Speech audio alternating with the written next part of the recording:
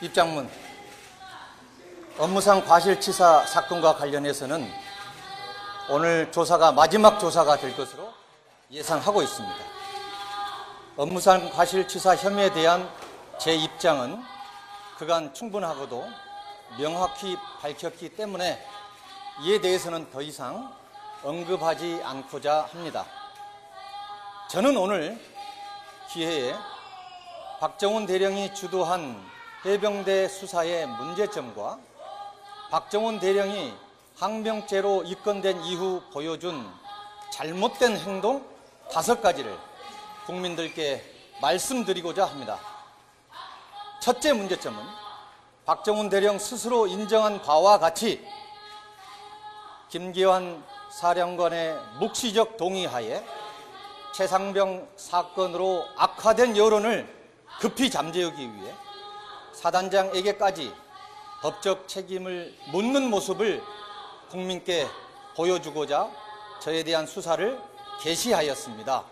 방첩 부대장이 사단장을 처벌해야 사태가 진정될 수 있다라고 말하자 이를 기다렸다는 듯이 박정훈 수사단장은 사단장에 대한 수사를 개시하였고 수사를 개시한 지 불과 하루 만에 사단장에 대한 과실 혐의를 발견하였다는 점입니다. 이렇게 불순한 의도와 목적을 가지고 출발한 수사는 이미 혐의자와 수사 결과를 예단해놓고 수사하는 것과 다를 바가 없습니다. 두 번째 문제점은 박정훈 대령은 저를 피혐의자로서 조사를 하면서 김기환 사령관의 뜻임을 내세워 저로 하여금 가장 기본적인 변명조차 하지 못하도록 제 입을 봉쇄했습니다. 2023년 7월 24일 박정훈 대령은 본인이 직접 수사를 주도하겠다고 사령관의 승인을 받자마자 저에게 면담 요청을 하였고 면담을 하면서 사령관의 의도라고 하면서 작전 통제권을 이양해서 권한과 책임이 없다고 주장을 하면 직권남용으로 더 크게 처벌받을 수 있으니 면책 주장을 하지 말라고 하였습니다.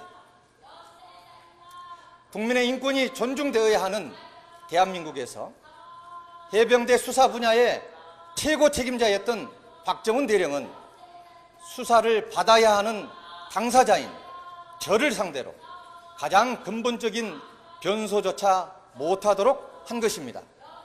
결국 저를 피혐의자로서 경찰에 이첩하기로 결정을 하였지만 법리상 작전 통제권이 없는 사단장에게 업무상 과실치사의 혐의를 인정하기 위한 논리를 만들어내기가 어렵자 아예 저로 하여금 주장 자체를 못하게 한 것으로 생각됩니다. 이에 대해 저는 박정훈 대령을 직권남용 권리행사 방해 및 강요죄로 지난해 12월 군사경찰의 최고부대인 국방부 조사본부에 고소하였습니다.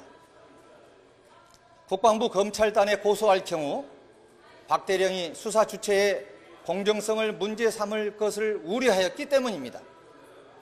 국방부 조사본부는 이 사건을 다시 해병대 수사단에 이첩했는데 해병대 수사단은 위 사건을 수사한 후 해군 검찰단에 송치한 것으로 압니다. 저는 아직까지 해병대 수사단이 어떤 의견으로 송치했는지조차도 알지 못하고 있습니다. 저는 이명현 특검이 최상병 사건의 전모를 밝히고자 하는 의지가 진정으로 있다면 당연히 위 사건의 이첩을 해군 검찰단에 요구하여 그 혐의 유무를 밝히는 것이 마땅하다고 생각합니다.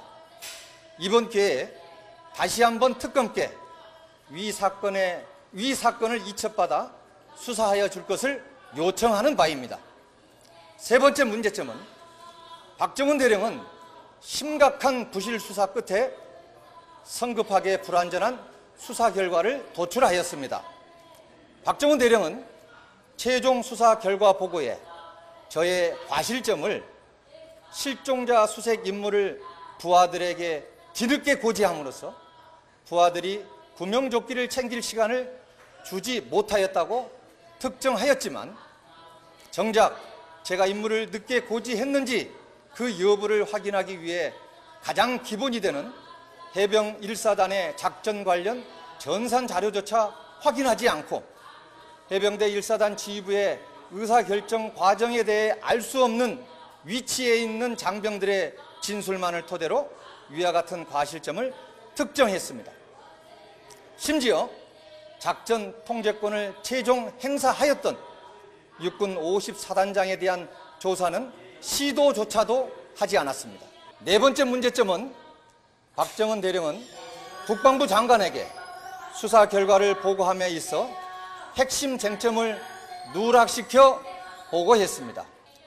앞서 본 것처럼 박정은 대령은 작전 통제권의 존재 여부가 중요한 이슈임을 명확히 인식한 상태였음에도 저의 입을 영원히 봉쇄할 수 있다고 믿었던 모양인지 2023년 7월 30일자 국방부 장관 보고서에조차도 그 부분을 전혀 다루지 않았습니다. 이에 대해서도 향후 반드시 징계 등의 책임을 물어야 한다고 생각합니다. 마지막 다섯 번째 문제점으로 박정은 대령 측은 국방부 장관의 지시에 반하여 해병대 수사단 기록을 경찰에 이첩한 것으로 인해 항명죄 등으로 수사를 받게 되자 위기를 모면하기 위해 수사 기밀을 누설했습니다. 박정은 대령은 군 검찰의 수사를 받게 되자 군인권센터 및 변호인들의 조력을 구했습니다. 군인권센터와 변호인들은 박 대령을 돕기 위해 박정은 대령 또는 그의 직속 부하들이 제공하지 않으면 확보할 수 없는 수사 비밀 서류인 장관 보고서, 수사 정보가 담긴 수사 기록의 원본과 내용은 물론 심지어 일선 장병들의 진술서까지도 최대한 활용하였습니다. 그 과정에서 공무상 비밀 누설죄로 보호되는 비밀인 수사 중인 사건의 수사 진행 사항이 누설된 것은 물론이고 저를 포함한 사건 관계인들의 대화 내용 등 개인정보가 여과 없이 언론을 통해 공개되었습니다. 이는 형사상 불법에 해당하는 것으로 이 점에 대해서는 향후 반드시 행위자를 가려내어 책임을 물어야 합니다. 대장님, 근데 진실대로 이제 밝히시겠다고 말씀을 많이 하셨잖아요. 네. 지난 조사에서 진실 거부를 하셨다고 하셨는데 네. 이유가 뭔지 알 수 있을까요? 우리 기자 여러분들은 진술 거부는 헌법과 형사소송법에 보장된 피의자의 권리입니다. 저는 그 법에 보장된 권리를 행사한 것이고요. 더 나아가서 이제까지 저는 피의자 신문조서만 7번째, 압수수색 3번째, 그리고 국회 청문회 및 국정감사 4번의 청문감사를 받았습니다. 그러면서 제가 가지고 있는 모든 진실과 사실들은 수천 번 제가 진술도 하고 설명도 하였습니다. 이제 진실을 밝히는, 증거에 의해서 진실을 밝히는 책임은 수사기관의 책임이라고 생각합니다. 이상입니다.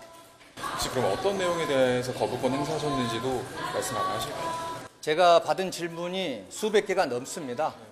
그중에서 제가 선택적으로 모두 진술을 거부한 것이 아니라 선택적으로 거부를 했고 또 일정 부분은 제가 답변을 했습니다. 새로운 사실이라든가 이런 것들은 다 답변을 했기 때문에 그러한 부분들은 구체적으로 수사가 진행되기 때문에 여기서 많은 양들을 다 밝힐 수는 없다고 생각을 합니다. 이건 어제 나온 보도인데요. 그 8월 1일에 박철환 검사 만나셨는데 혹시 그 이유가 뭔지 말씀해 주실 수 있을까요? 예, 8월 1일 날 박철환, 저희 사촌 동생 박철환 검사입니다. 제가 박철환 검사한테 저의 어려운 상황을 설명해서 변호사를 선임을 하는데 제가 도와달라고 했습니다. 그래서 박철환 검사의 친구이자 저의 고향 후배인 변호사를 선임하기 위해서 경기도 용인에 가서 제가 정식 휴가를 내고 사령관님께 보고한 후에 정식 휴가를 내서 용인에 가서 새로 선임한 저의 변호인을 만나러 간 자리였습니다. 네. 혹시 그럼 그때 업무상 과실치사 혐의에 대한 법률 자문을 구하신 걸까요? 변호사를 선임하고 또 그러한 모든 것들 제가 당면해야 될 그러한 상황들을 그 변호사님과 현장에서 선임하고 논의하였습니다. 그러면은 고석 변호사와는 일면식도 없다는 입장이신 거죠? 그렇습니다. 지금 오늘 언론에 나온 고속 변호사와의 어떤 일면식, 만남, 통화 등은 일고의 가치가 없는 사실이 아닌 허위이고 이것은 이미 특검에서 이미 그것은 다 파악했을 것으로 저는 알고 있습니다. 사모님께서도 이제 김건희 여사의 측근과 뭐 어떤 연락을 주고받았다 이런 의혹들도 지금 나오고 있는데 네. 관련해서 내용 전해드리시는 것도 있을까요? 전혀 전에 들은 바는 없고 언론을 통해서 그 얘기를 들었지만 저희 가족은 전혀 그러한 통화라든가 접촉, 로비를 하지 않았습니다. 1.1핵도 그게 사실이 아님을 제가 말씀을 여러분 앞에 장담해서 드릴 수 있겠습니다. 오늘도 지난주사와 같이 한 17시여간에 귀가하실 예정입니다. 네, 그렇게 저는 협조했습니다.